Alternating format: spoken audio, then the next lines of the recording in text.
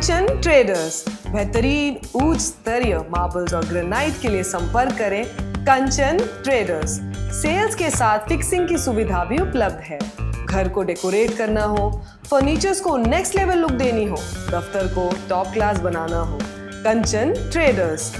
उद्घाटन पत्रों पर लिखवानी हो, पूजा के लिए मार्बल्स चाहिए या ग्रेनाइट की मंदिर बनवानी हो, कंचन ट्रेडर्स आपको देता है उचित दामों में सबसे बेहतरीन टॉप क्लास मार्बल्स और ग्रेनाइट। तो फिर देर किस बात की, आज ही पधारिए और अपने घर फर्नीचर और दफ्तर को दीजिए ग्रेनाइट और मार्बल्स वाली शान।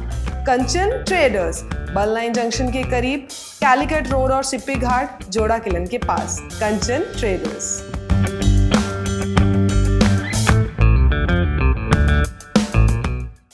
Hello everyone, my name is Dr. Megha Kakani and I am a Chief Consultant Dermatologist at Health For You Multispeciality Clinic. We all know how frustrating frequent waxing, shaving or threading can be. Laser hair removal technology here at Health For You Multispeciality Clinic is FDA approved. Secondly, each and every session are customized according to your skin and hair type and your medical history. It is very effective and painless. So, if you are dealing with PCOS related hair growth or hormonal imbalance or just simply want a simple and smooth skin, laser hair removal can be a life-changing solution. Here at Health For You, it's just not a cosmetic procedure. It's a dermatologist-driven medical procedure.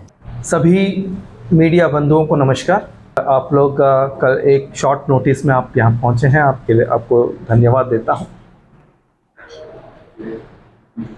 हमने कभी प्रत्यक्ष रूप से स्वतंत्रता आंदोलन को प्रत्यक्ष रूप से नहीं देखा, उसको अनुभव भी नहीं किया, लेकिन हम सुनते आए हैं कि स्वतंत्रता आंदोलन में जिस तरह का जो माहौल बना, लोगों के अंदर में जो ज्वाला भड़का, उसमें एक सबसे महत्वपूर्ण एक कड़ी रहा वंदे मातरम का गाना या गीत सॉन्ग। वो वंदे मातरम के वजह से लोग एक अपने आप को बहुत शक्तिशाली महसूस करते हुए उसके बारे में, उसके बाद ही लोगों में भावना आया कि हमको किसी भी तरह से स्वतंत्रता हासिल करना है। उसमें बंकिम चंद्र चटर्जी जिनका लिखा हुआ ये गाना है, तो वो हमारे स्वतंत्रता संग्राम में एक बहुत अहम उनका वो कड़ी रहा है। और इस साल ये जो वंदे मातरम है, इसका 150वां एक वर्षगांठ है। इस सिलसिले में देश भर में न सिर्फ हमारा जो सरकार है वो कार्यक्रम कर रहा है, हम भारतीय जनता पार्टी की तरफ से भी कुछ कार्यक्रम कर रहे हैं। उसी सिलसिले में बताने के लिए, उसी इशू को बताने के लिए आप लोगों को बुलाया गया था। अब मैं गुजारिश करूंगा हमारे अनिल कुमार तिवारी जी से, देवदास जी से, वो इस सिलसिले में अपना बात रखें और इस कार्यक्रम के बारे में बताएं। सभी को नमस्कार। इस वर्ष हमारे 7 नवंबर बहुत ही महत्वपूर्ण है, क्योंकि हमारे राष्ट्रगीत वंदे मातरम की 150वीं वर्षगांठ करीब 1875 में बंकिम चंद्र चट्टोपाध्याय जी के द्वारा रचा गया था। और वंदे मातरम का प्रसिद्ध वाचन जो है सबसे पहले पब्लिक रूप से जो किया गया था 1896 में हमारे नोबेल लॉरिएट रविंद्रनाथ टैगोर जी के द्वारा।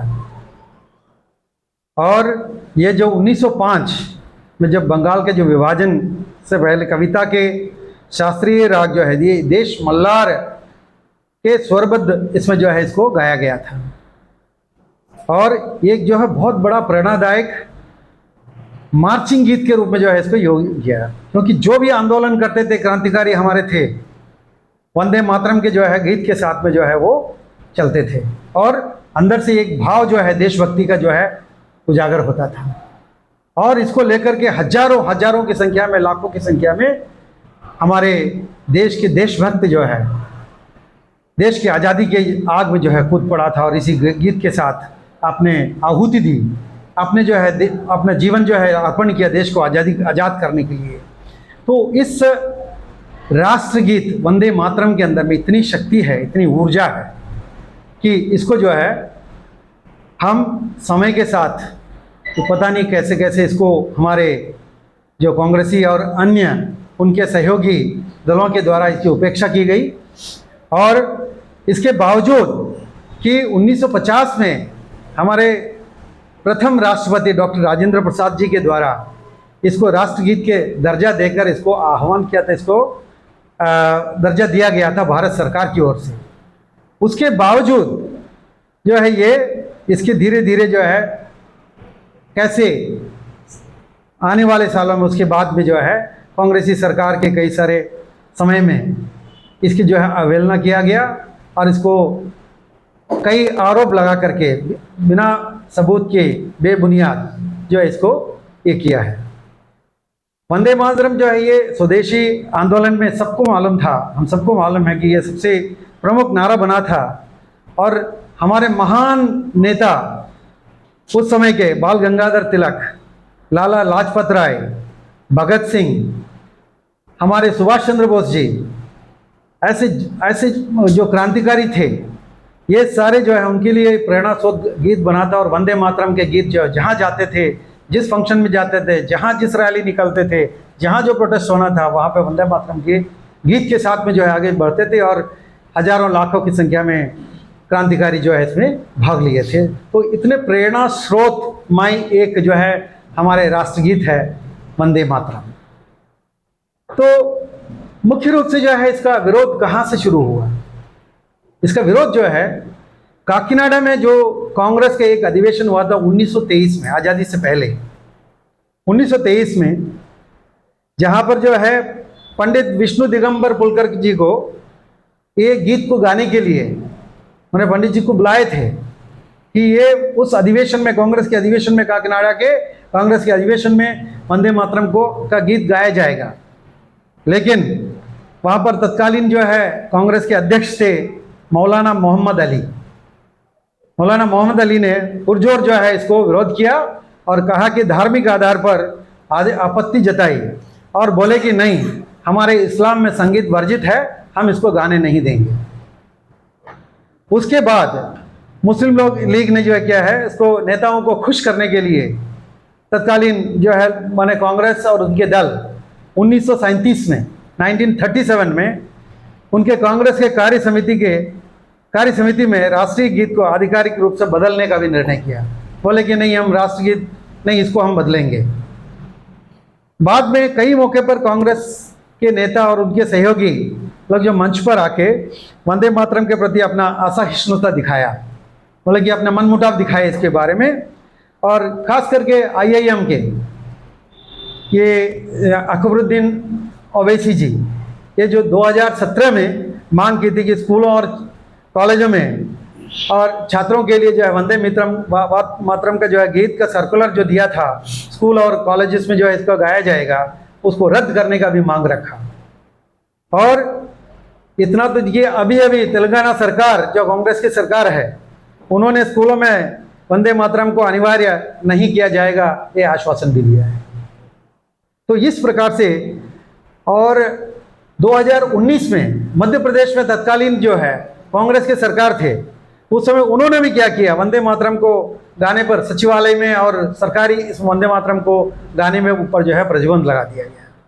लेकिन हम इस बात को भूल रहे हैं कि इस गीत का इतना बड़ा श्रेय है हमारे आज़ादी की लड़ाई में। हजारों देशभक्त वंदे मातरम के गीत गाते हुए आगे बढ़े और अपनी जान की बलिदानी दी और कुर्बानी दी। अब इसको ध्यान में रखते हुए 1 अक्टूबर 2025, इसी पिछले महीने 1 अक्टूबर को हमारे केंद्रीय मंत्रिमंडल, हमारे माननीय प्रधानमंत्री जी नरेंद्र मोदी जी के नेतृत्व में केंद्रीय मंत्रिमंडल ने राष्ट्रीय गीत को वंदे मातरम का 150वीं वर्षगांठ पूरे करने के उपलक्ष्य में पूरे देश में एक उत्सव के रूप में मनाने का जो है निर्णय किया है। और स्वतंत्रता संग्राम के इस गीत का महत्वपूर्ण भूमिका को ध्यान में रखते हुए इस 150वें वर्ष में स्मरणार्थ राष्ट्रव्यापी कार्यक्रम आयोजित करने का भी निर्णय लिया गया है। इसके तहत हम अंडमान निकोबार में भी जो है भारत सरकार की जो योजना के या विचार के अनुसार 107 तारीख पूरे 7 नवंबर 2025 को पूरे देश में कम से कम 150 जगह में कम से कम 150 लोगों की संख्या को लेकर राष्ट्रगीत को पूरे रूप से, अक्सर आप देखते होंगे, हम सब जानते हैं स्कूलों में भी जब हम पढ़ते थे और कोई भी फंक्शन में 2 पैरा जो है उसके गाते थे, उसके बाद तीसरा, चौथा और 5वां जो है छोड़ देते थे। तो ये निर्णय किया है कि 2 इससे नहीं होगा। जिस प्रकार से हम राष्ट्रगान करते हैं, जनगण मन गाते हैं, तो शुरू से लेकर आखिर तक गाते हैं, उसी प्रकार से उस ध्येय के साथ, उस उद्देश्य के साथ हमको चाहिए कि 7 तारीख को जब हम राष्ट्रगीत का जो है माने गाया जाएगा, जहाँ पर भी, जिस मंच पे भी, तो उसमें जो है हम लोग पूरे गीत का जो है गाया जाएगा। और हमारे प्रदेश अध्यक्ष और हमारे पार्टी की तरफ से ये निर्णय लिया गया है, भव्य रूप से पोर्ट ब्लेयर में जो है इसको हम लोग श्री विजयपुरम में बहुत अच्छी तरीके से इसका आयोजन किया जाएगा, जिसके लिए हमने स्थान निश्चित किया है। सेलुलर जेल के सामने शहीद पार्क जो है, वीर सावरकर जी के जो पार्क हैं, वहाँ पर जो है हम सारे कार्यकर्ता, स्कूली बच्चे, कॉलेजों के बच्चे, अन्य कार्यकर्ता, सारे शहर के वासी और जितने भी लोग हमारे इसमें शायद देंगे देशभक्त जितने भी लोग हैं, वहाँ पर एकत्रित होंगे। शाम को 3 बजे से 4 बजे के बीच हम इस कार्यक्रम को वहाँ पर करेंगे। तो जिसमें हमारे साथ में हमारे प्रभारी कुलकर्णी जी भी शामिल रहेंगे, हमारे आदरणीय सांसद विश्वभद्र राय जी भी, उनको भी आने का संभावना है, उनको निमंत्रण दिया है।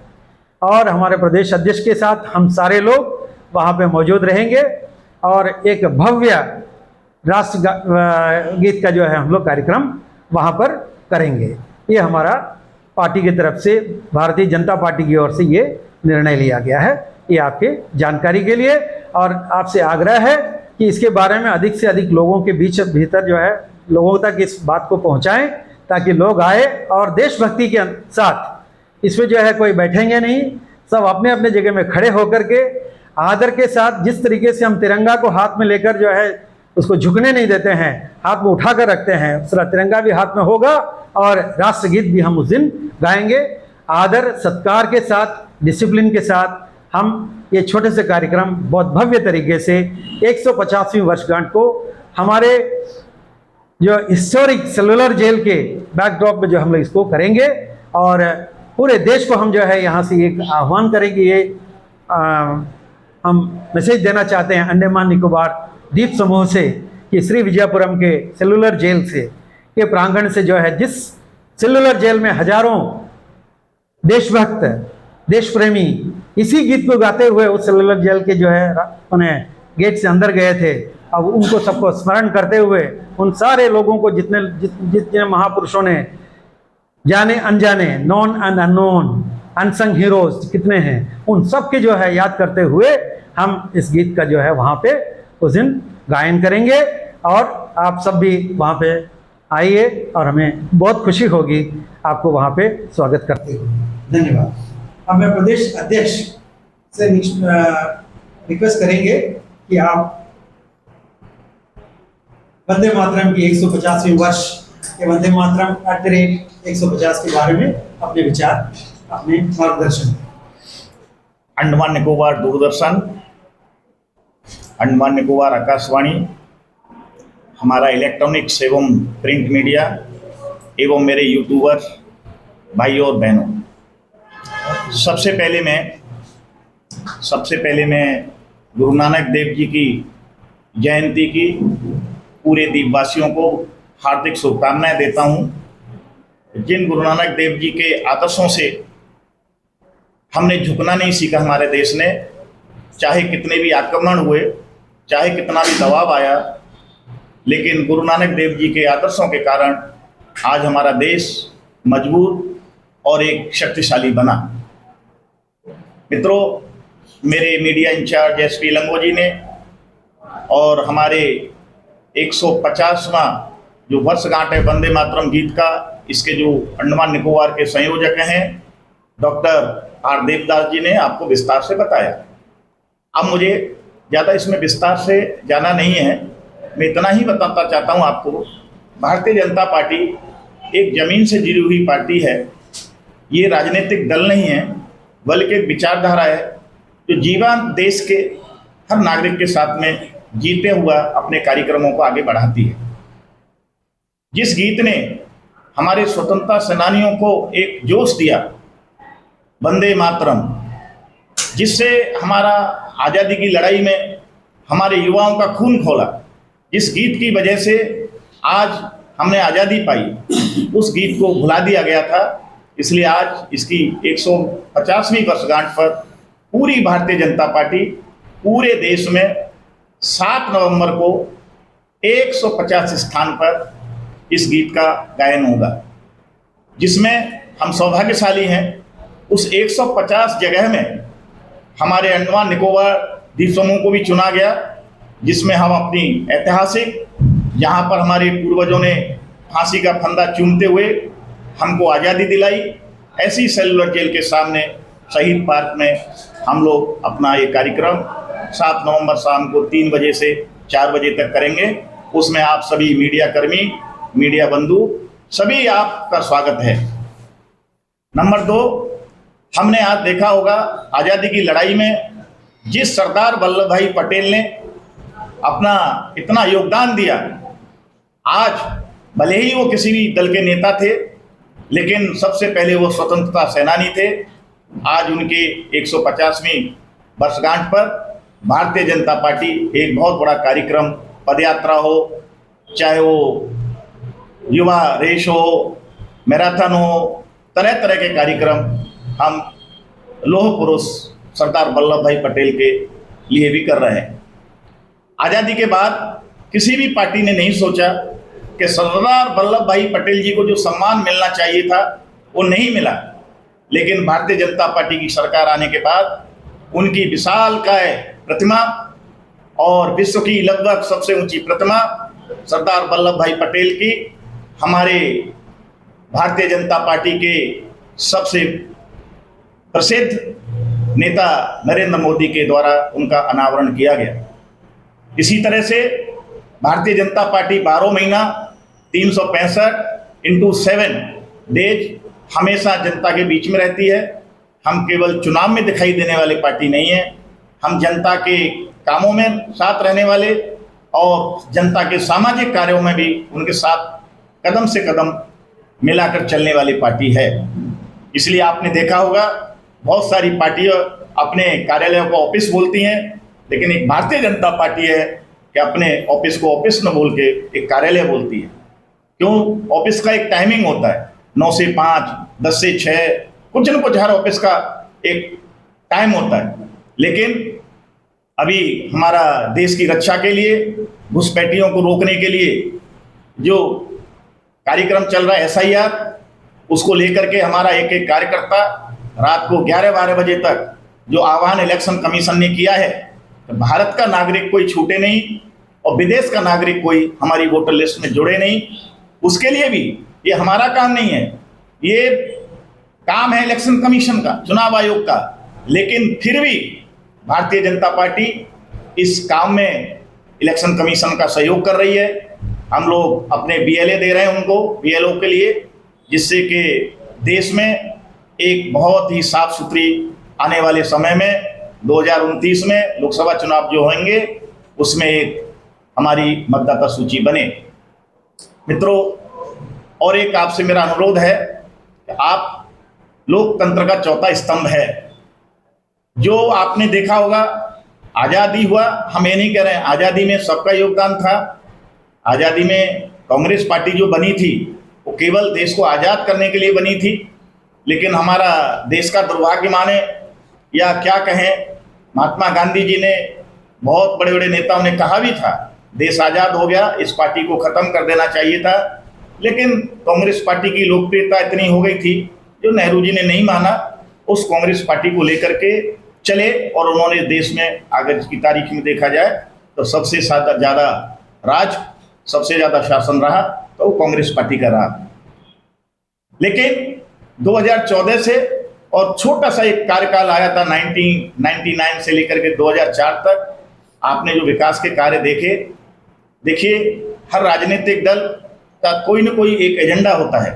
मैं किसी राजनीतिक दल पर आरोप नहीं लगाता हूं, क्योंकि अन्य राजनीतिक दल हमेशा भारतीय जनता पार्टी पर विभिन्न प्रकार के आरोप लगाते हैं। देखिए, आरोप लगाना आसान है, लेकिन भारतीय जनता पार्टी अपना कार्य करके दिखाती है। ठीक है, NH रोड का कंडीशन खराब है वेदर की वजह से, इसको हम भी मानते हैं, हमारा कार्यकर्ता भी मानता है, लेकिन इस एयरपोर्ट को क्यों नहीं वो बताते हैं? किसने, कौन लेके आया इतना बढ़िया इंटरनेशनल एयरपोर्ट?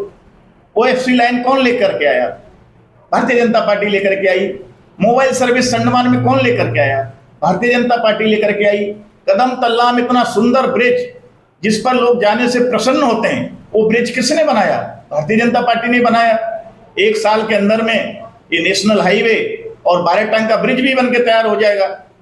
जब हम लोग अपना घर बनाते हैं, अपना छोटा सा घर बनाते हैं, उसमें भी हम अवस्थित होते हैं, हमको वो सुविधाएं नहीं मिलती हैं जो मिलनी चाहिए, क्योंकि एक कोने में खाना बनाना पड़ता है, दूसरे कोने में घर का काम चल रहा है, वहां मजदूर बैठे हैं। इसी तरीका से क्योंकि हमारे पास में और कोई ऑप्शन नहीं था, पुराने रोड को तोड़ करके नया नेशनल हाईवे बनाना ही हमारे पास में एक रास्ता था, क्योंकि फॉरेस्ट रिजर्व एरिया आ रहा है, कई जगह में बस्तियां आ रही हैं, तो इसीलिए उसके लिए तकलीफ हुई। जल्द ही ये रोड का काम भी संपन्न हो जाएगा।